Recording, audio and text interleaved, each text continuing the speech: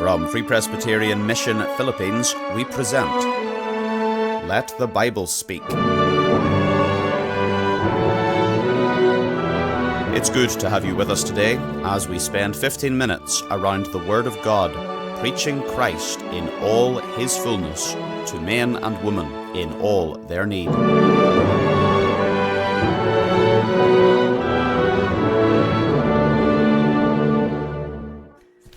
Very good morning sa lahat ng ating mga tagapakinig. Pastor Dennis Kabingi ang inyong lingkod.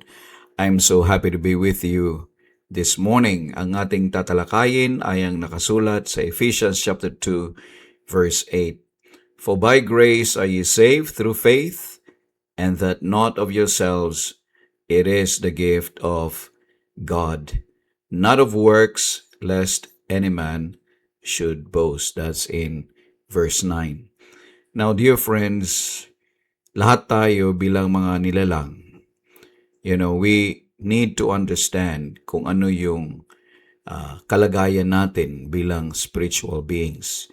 Tayo po ay mayroong katawang tao at mayroon din po tayong kaluluwa.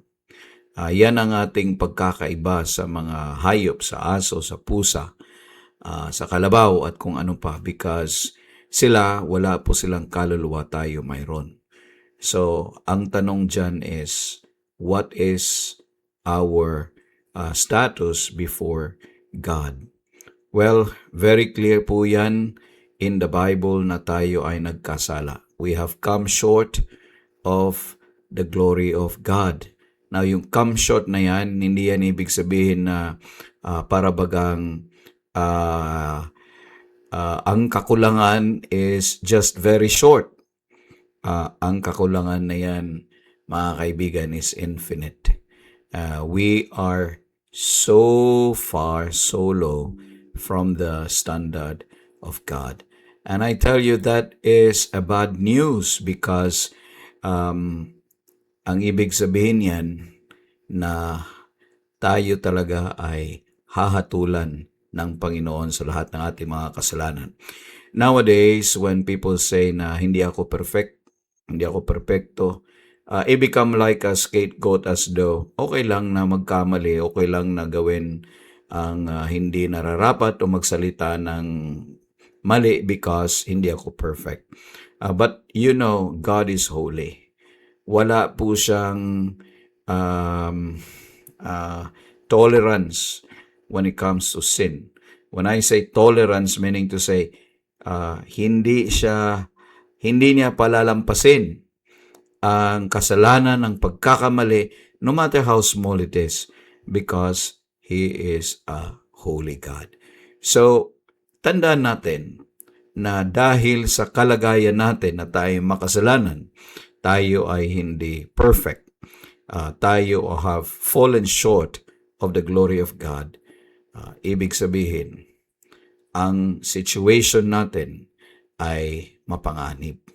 We are in great danger because the moment we have lost the opportunity to amend all these things, then wala.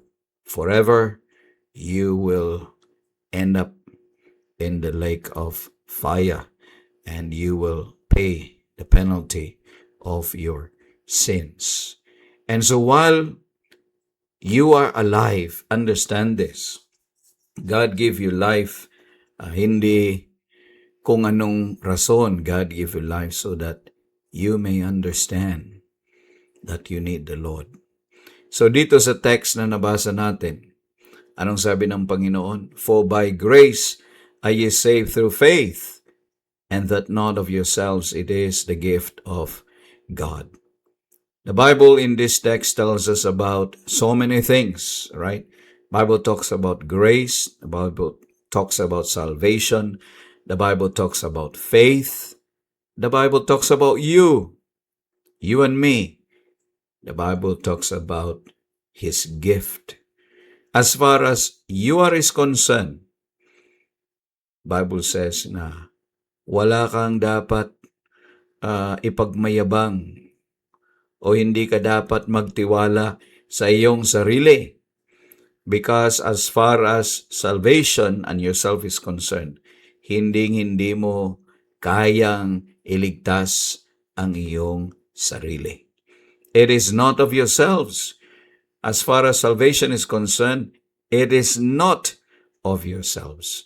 So kahit anong gawin mo sa buhay, hindi mo makakamit ang kaligtasan. So, a lot of people try their best, sabihin nilang magpapakabait sila. Maliligtas ba sila? Hindi. Bakit? Because kahit pilitin nilang magpakabait, siguro baka magawa nila in 1 minute, 2 minutes, and an hour in a day. O sabihin na lang natin sa isang taon, which is napaka-imposible. Kung bigyan siya ng 20 years or 60 years or even 10 years, siguradong somewhere, somehow, papalpak siya. Because why? Because the Bible says it is not of yourselves. Hindi ho ba? Like, look at yourself, my friends.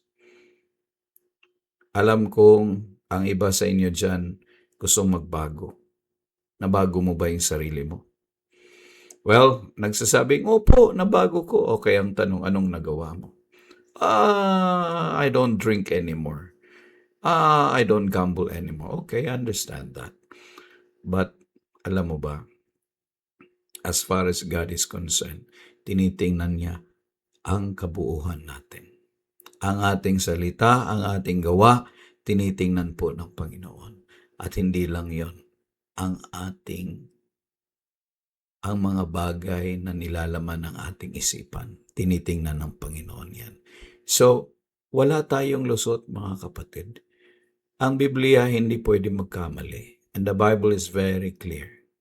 As far as salvation is concerned, it is not of yourselves. So, anong dapat natin gawin? Tanggapin natin. Tayo magpakumbaba. In fact, this is a blessing from the Lord. Gusto ng Diyos maintindihan natin na hindi kaya nating iligtas ang ating sarili. Hindi kaya nating magbago on our own. This is a text that tells us, lumapit tayo sa Panginoon. Lumapit tayo sa Panginoon. Dahil ang bagay na hindi mo kayang gawin, kaya kang tulungan ng Panginoon. Amen. Kaya kang tulungan ng Panginoon. In fact, God has prepared for your salvation. God has prepared for it. So, mayroon siyang gift sa iyo. Right? When it comes to salvation, it is the gift of God. Salvation is God's gift. Right? So, the thing is, kailangan maintindihan mo na wala sa iyo ang solusyon sa iyong kasalanan. Wala sa iyo yan. Tandaan mo yan. Dahil pag naintindihan mo yan, doon mo maiisip, kailangan kong Panginoon. So, hahanapin mong Panginoon because mayroong nakahandang regalo ang Diyos sa iyo. Itong regalo na to, hindi mo to pwedeng bilhin, hindi mo to pwedeng pagtrabahuan, hindi mo to pwedeng pagpawisan, hindi pwede. Dahil hindi nga sa iyo eh. Ang dapat mong tanggapin dito ay tanggapin mo ng buong puso. Right? With a thankful heart, receive the gift of God. Because this is God's grace at work. Right? Siya ang nagkusang tumulong sa iyo. Siya ang nagmahal sa iyo. Siya ang nagbigay solusyon. Ano yung solusyon? Hindi ho ba? Pinadala niya ang kaniyang bugtong na anak, ang ating Panginoong Hesukristo. He delivered Him up for us all, the Bible says. You know, yung word na delivered. You can also translate that sa Tagalog na itinakwil. Understand this. Mahirap nating intindihin yan dahil alam natin, mahal na ng Ama ang kanyang anak. Pero para bagang itinakwil niya para sa ating kaligtasan. Diba si Jesus on the cross, anong sabi ni Jesus? Why hast thou forsaken me? Now all these words are very difficult for our human mind to understand. But the point there is, when Jesus became a sin for us, the holy God's wrath against sin was poured upon him. Ang kaniyang bugtong na anak ang naging makasalanan para sa atin. Wala siyang kasalanan. Pero dahil inangkin niya ang ating kasalanan, siya ay pinarusahan. Yan po ang gift ng Panginoon sa iyo.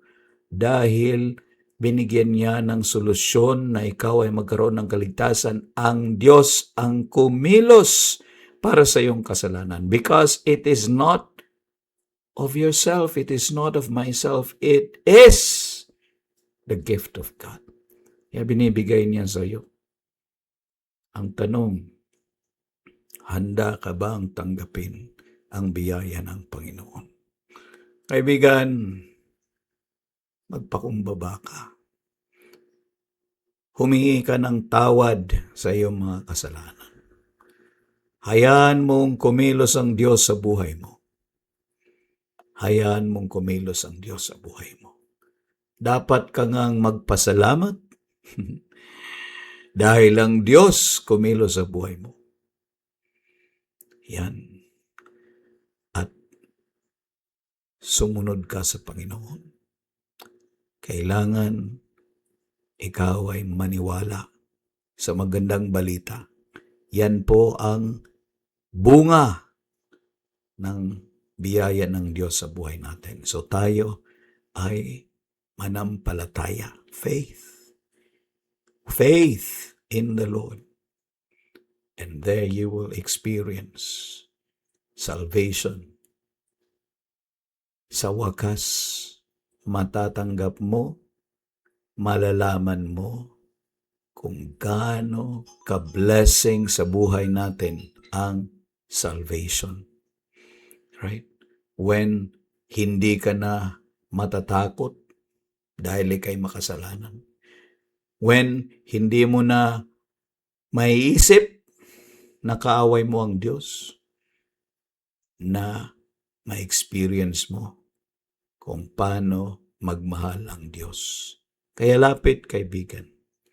Seek the Lord, and thou shalt be saved. That's God's promise. Amen. Amen. You have been listening to Let the Bible Speak, brought to you by Free Presbyterian Mission, Philippines. We invite you to visit our Facebook page, Free Presbyterian Mission, Philippines. Please send us a private message letting us know how the program has been of help to you. We are also happy to send you a copy of God's Word, the Bible, or to send you free gospel literature. We trust that you will come back and listen again as we let the Bible speak.